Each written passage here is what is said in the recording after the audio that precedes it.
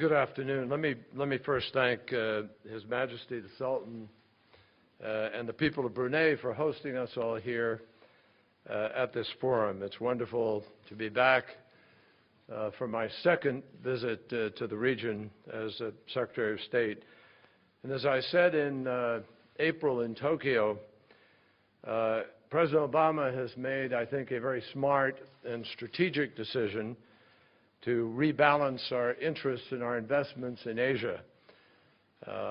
And that initiative continues with as much intensity as it was commenced. As a Pacific nation that takes our Pacific partnership very, very seriously, the United States is going to continue to build on our active and our enduring presence in every respect. And as I said this morning at the outset of the ASEAN-U.S. ministerial meeting, one of the most important ways that we're going to do that is in our partnership with ASEAN and its membership states.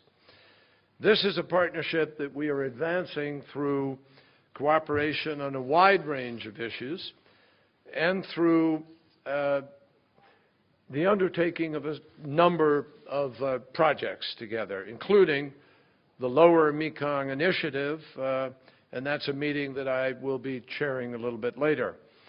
I'm personally very, very much looking forward to meeting with the foreign ministers from Indonesia and Vietnam tomorrow, as well as seeing all of my colleagues from ASEAN. The ministerial meetings that we're holding here are a very important opportunity to be able to work with ASEAN and other regional partners on the many challenges that we face together right now. Strengthening the multilateral architecture of security in this region and strengthening it throughout Asia-Pacific will in the end bolster the international rules and norms by which all nations undertake their actions, and in the end will bolster peace and stability within the region. That's why supporting the region's institutions, ASEAN, the ASEAN Regional Forum, the East Asia Summit, are all of them a very important part of the United States' rebalance to this region. Our agenda here touches on almost all of the top challenges that we face together as individual nations and as a region, and it also touches on all of the opportunities that we share. And the opportunities, frankly, are very exciting. They should energize everybody here. Today and tomorrow, we have been discussing, and we will continue to discuss, maritime issues, issues of security, with respect to the maritime issues, nuclear and non-proliferation. I just finished a meeting with the foreign ministers of the Republic of Korea and Japan, and we obviously talked seriously about North Korea and the challenges of denuclearization. We talked about climate change. I just met with my foreign minister counterpart from China, Foreign Minister Wang Yi, and we talked about the economic challenges, about North Korea, about our partnership, about the good results that came out of the summit, the historic summit between President Obama and President Xi Jinping. President Xi. We talked also, obviously, about Mr. Snowden and other issues that have taken place. But most importantly, we focused on the bigger issues, on the nature of our relationship, on the capacity of China and the United States to have an impact on some of the security challenges that we face in the world, as well as some of the economic challenges. What we all understand in coming to a meeting like this is that cooperation is critical, and cooperation can make a difference to regional peace, and it can make a difference to all of our economies. So I look forward to discussing more today and tomorrow with my colleagues, tangible ways of making progress. We don't want this just to be words. We want this to translate into actions. And the more that it can translate into multilateral actions, the stronger the consequences, the better the consequences will be for all of us. I'm grateful to all of the ministers with whom I've had the bilateral meetings today, including Lady Catherine Ashton, and I look forward to continue those meetings in the course of this afternoon and this evening, and then again tomorrow. I want to emphasize, in my meetings with the Chinese Foreign Minister as well as the Republic of Korea Minister and Japanese Minister, all of us, all four of us, are absolutely united and absolutely firm in our insistence that the future with respect to North Korea must include denuclearization. China made it clear to me they have made very firm statements and very firm steps that they have taken with respect to the implementation of that policy. And in the end, we know that the only way we will find the stability that we want and the peace that we want is for North Korea to honor its commitments made under the September 19, 2005 joint statement of the six-party talks, which refers very specifically to verifiable denuclearization. We confirmed that there is a better path open to North Korea, and we want North Korea to understand that the region will be better with the denuclearization and the possibilities of normal relationships, not just between the South and the North or China and North Korea, but between the United States and North Korea and the rest of the world, lies at the end of engaging in a serious set of steps to denuclearize and serious negotiations that could accompany that. So we stress the need for North Korea to fully comply with the UN Security Council resolutions, and we agreed to strengthen our cooperation in the community in order to ensure full and transparent implementation of those resolutions. I also had a chance, well, tomorrow I will be meeting with my Turkish counterpart, Foreign Minister Davutoglu, and I will be talking with him about the key role that Turkey can continue to play with respect to the question of Syria. And in addition, as many of you I think know, I will be meeting with Foreign Minister Sergei Lavrov tomorrow, and I will be talking, yes, about Syria, about the possibilities of Geneva II, but I will also be talking with him about the upcoming visit to Moscow of President Obama and the G20 summit in St. Petersburg in September. With respect to Syria, we remain committed, particularly given the increases in violence, to the notion that there must be a negotiation. And I will have that conversation in full with Foreign Minister Lavrov, and hopefully together we might have something to be able to report to you after that conversation. So I just want to stress that the regional meetings of all of my fellow ministers and I over these 2 days are really of the highest importance. And they're important not only to the regional peace and prosperity of the Asia-Pacific, but they really will have an impact on global security. America is firmly committed to working with our regional allies and our partners and to multilateral institutions such as ASEAN. That's why I'm here, and President Obama is deeply committed to these kinds of initiatives in an effort to try to find greater cooperation on economics, on peace, on stability, and most importantly also on people-to-people exchanges and proving the ability to be able to reach greater understanding. So with that, I'm happy to take a couple questions, and I thank all of you for your attention. Thank you. Hello. So the first question today is coming from Sean Tandon of AFP. Thank you, Mr. Secretary.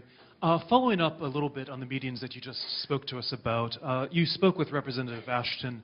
There's been quite a lot of concern in the past couple of days from the European Union over allegations the United States has been bugging the Washington offices of the European Union, of European embassies. The Justice Commissioner of the EU even said that this could affect trade talks, that trade talks wouldn't be able to go forward if these allegations were true. Is there truth to this? Has the United States been bugging the European allies of the United States? And what did you tell Representative Ashton? How did you try to bring the relationship forward in light of these allegations? Could I also just follow up on your meeting? You mentioned that you talked about Mr. Snowden with Chinese Foreign Minister Wang. Could you explain a little bit more about that? Did that affect? Are you happy with the explanation that he had? And are you happy with how the relationship between China and the U.S. can progress in light of the Snowden incident? Thanks. Two good questions. With respect to the question of the bugging, let me just tell you, I have been so deeply immersed in the work on the Middle East in the last days, and so, you know, as I think you know, engaged in very late night and early morning negotiations that I honestly hadn't heard about it and haven't seen it. I haven't seen any of those reports, and I want to see the allegations, number one, and then number two, I need to find out what the truth, what the situation is. But Lady Ashton did indeed raise it with me today, and we agreed to stay in touch. I agreed to find out exactly what the situation is, and I would get back to her. I will say that every country in the world that is engaged in international affairs of national security undertakes lots of activities to protect its national security, and all kinds of information contributes to that. And all I know is that that is not unusual for lots of nations. But beyond that, I'm not going to comment any further until I have all of the facts and find out precisely what the situation is.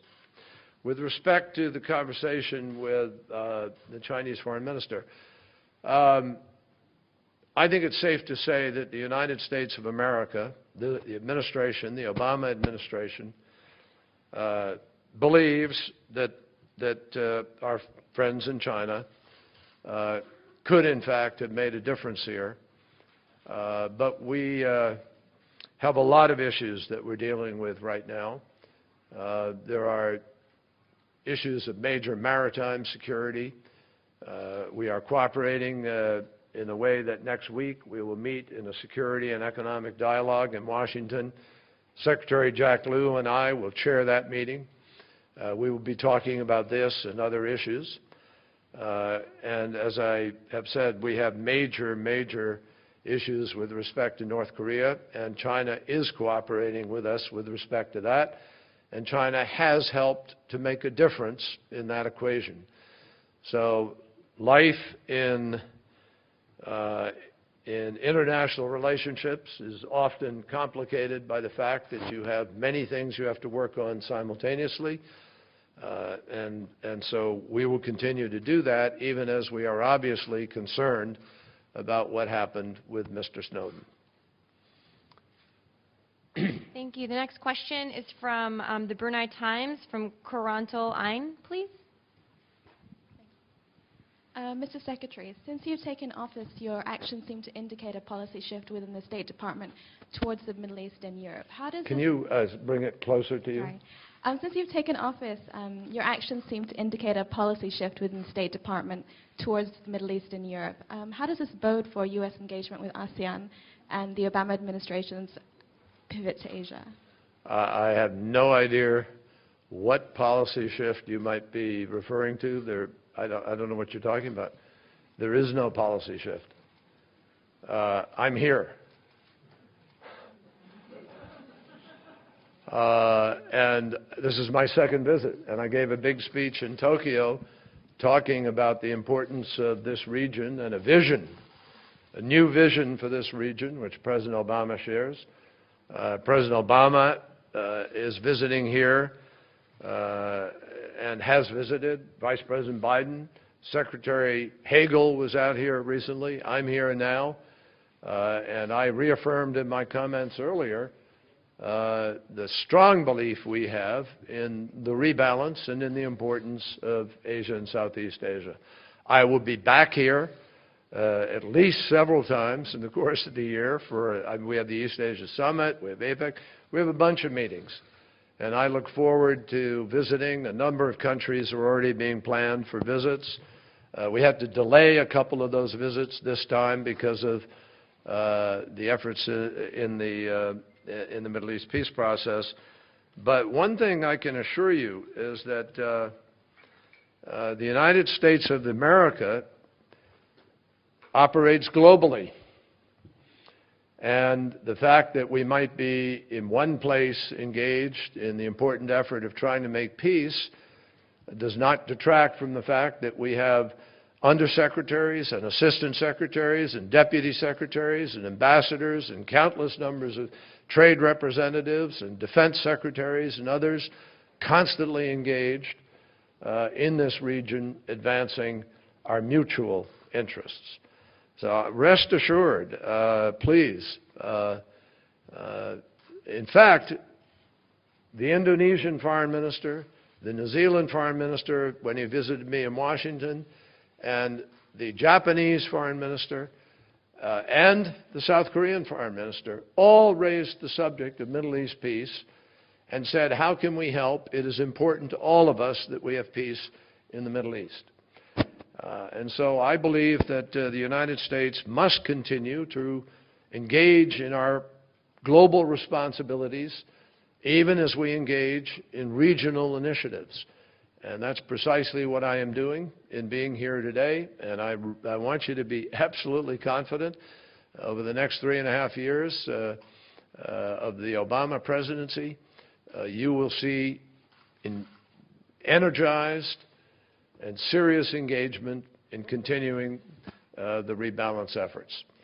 But one thing we have always said is the rebalance should not come at the expense of some other nation or interest. It comes in addition to it. And that's exactly the responsibility that we are now carrying out. So I look forward to being here, and I look forward to being back here and back here and back here, and we'll get to know each other pretty well, I hope. On that note, Great. yes. Yes, thank you all very much. I have another meeting to go to, and I apologize, folks, but thank you all very, very much. Thanks.